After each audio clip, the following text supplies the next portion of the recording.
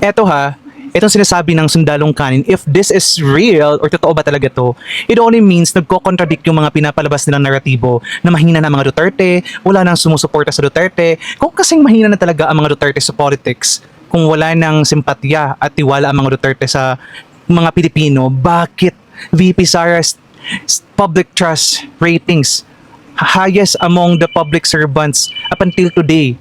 And we all know that FPRD ended a public rating or public trust rating above 80. O ganun lang. Sabi pa nung isa, yung Ronald ba, yung matandang pangit, sabi niya na na dati daw wala daw OFW na anti-Duterte. Uy, alam niyo naman na yung mga OFW na yan, na anti-Duterte, yan yung usually sumanib sa mga or yan yung mga OFW na umalis ng bansa dahil takot matukang. Wala!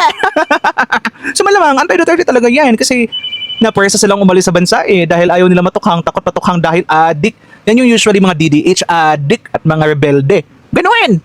So therefore, if magsasanib puwersa ang mga Marcos loyalist and kakampings liberal, therefore, Unipink talaga sila. Sila yung tunay na Uniteam. 'Di ba? Nagsanib puwersa dahil malakas yung kalaban nila. Kasi Pilipinas, Duterte pa rin. Bye! Ay, ayaw pindot.